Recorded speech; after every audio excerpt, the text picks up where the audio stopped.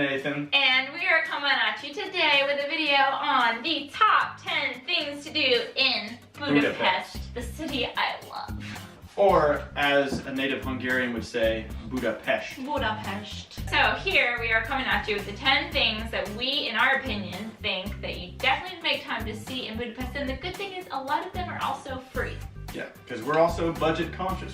So, number 1 on our list, oh, these are rated in no particular order, it just happens to be number 1, is FISHERMAN'S Bastion / Castle Hill. It's pretty much the same thing. Basically, on the, let me give you a little bit of history. So there's the Danube River, and there's the Buda side and the Pest side of Budapest. It used to be 2 different cities, Buda and Pest. Yes. Split by the Danube. Yes.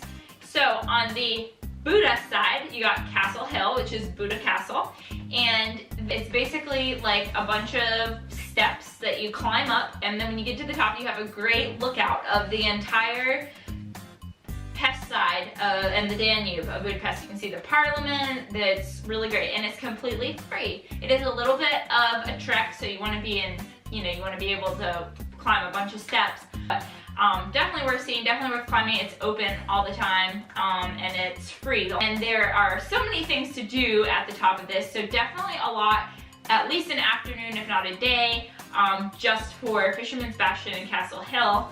And the next 2 things on our list are actually up on top of Castle Hill. Yeah. Alright guys, so the second thing on our list is St. Matthias's Church, which is on Castle Hill. It's a really cool church. When you go in, it's one of the interesting things about this church compared to the other ones that we went in, is they're all extremely regal and ornate. But this one had a lot of really exciting colors all over the place. Really intricate paintings on everything. Columns, the walls, the ceiling, everything was painted, and it looked fabulous. It was definitely a must-see church.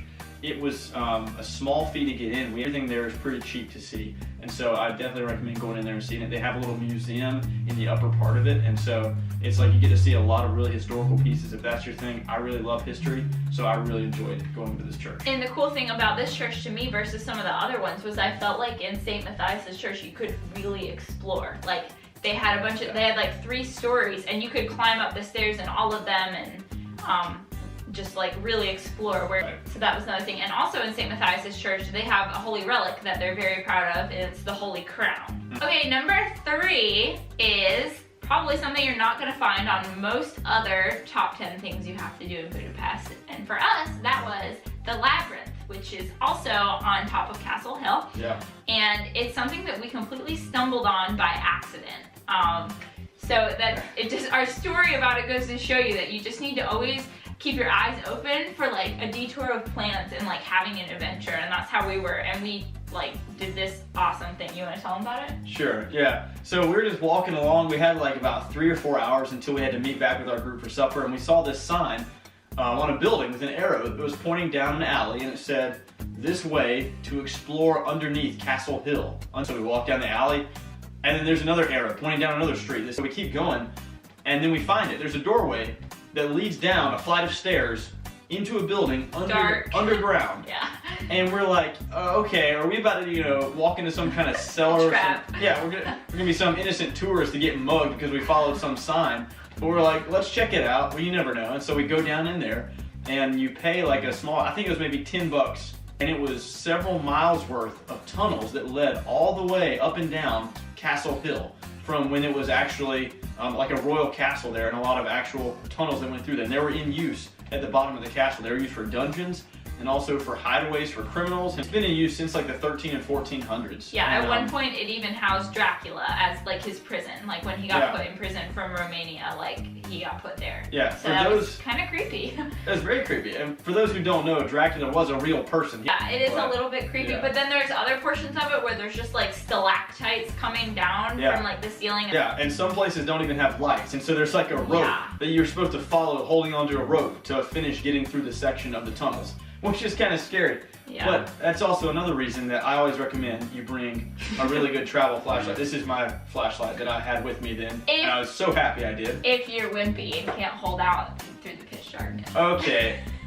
For the record, even though I was the one that brought the flashlight, she was the one that preferred that I use it, shall I say. It was scary. I was like, someone could be down here, like, ready to Oh yeah. murder me with an axe, and I'd walk right into it. So the fourth thing on our list to see is, in general, all the bridges that cross the Danube that connect Buda and Pest. And there's I think there's 9 total bridges. And one of the most famous is the Szechenyi chain bridge, and it's beautiful. And all these bridges have a lot of history behind them. Some of them were built way further back than you would have thought. But they're beautiful. We've walked them at night. It's really pretty to do that. It's also really pretty when you're doing a boat tour of the Danube at night, and to go underneath these bridges. That's always so fun, and driving over them is always fun too. And they're free. Okay, number 5 is Gellert Spa. Okay, so just to give you a little bit of background, Hungary has 121, I think, thermal pools from water in the mountains that's naturally heated by springs. And so they have these spas all over. So in Budapest, there are several of these different spas, and one of the most well-known ones is Gellert. It's actually the most photographed thermal spa in all of Europe, I believe. And it was really cool. Yeah. I want to say we paid maybe $15 a person, roughly, and that got us a whole day pass to the spa, right? And so the spa is connected to a hotel, and it was amazing. They've got so many different pools. They've got an outdoor pool that's like a big wave pool that we got to swim in, and then they had lots of indoor pools that were both cold and hot, and then varying temperatures of hot. And like ornate, like the architecture is just like crazy beautiful pillars, and you feel like you're swimming in like a palace. Yeah, and then the history behind it too. Some of these thermal bath areas and the walls and the little buildings that they're in are hundreds of years old and have been used throughout history. And it's just part of the culture of Budapest and Hungary in general is to use these spas, and it's just an amazing thing to visit. The 6th thing that we recommend you go see in Budapest is the Shoes on the Danube. And so this is really near the Parliament building. And what this is a memorial to the Jews that were killed in Budapest in the Holocaust during World War II. And so at this area, the Jews were rounded up and shot and dumped into the river. And the only thing they saved off them was their shoes, because they saw that they could get value out of the shoes and reuse those after they killed the Jews. And so it's just really humbling to see, and just to reflect on the horrors that the Jewish people went through during that time period. And it's a cool memorial for the fact that Hungary is respecting that, and just showing that it's not always had a great history, but it still shows it. Yeah, they take ownership of their history. Okay, number 7 is St. Stephen's Basilica. So this was actually the first grand European church, I guess, the old kind of European church that we had ever been in, St. Stephen's Basilica. It is huge. It's the tallest building in the whole city. They won't, out of respect, they won't build anything taller than it. So it is massively tall. So you can get in for, it's just a really small donation. If I remember correctly, I think it was 200 forint, which is less than $1, like 75 cents. Yeah. Recommended donation is what they ask. And then you go in, and it blew us away. Yeah. Gorgeous. You need to go watch my video on St. Stephen's Basilica. I'll link it right here or in the description box, and you can see footage from it because it was immaculate. And definitely do not go to Budapest without stopping and seeing this church. Yeah.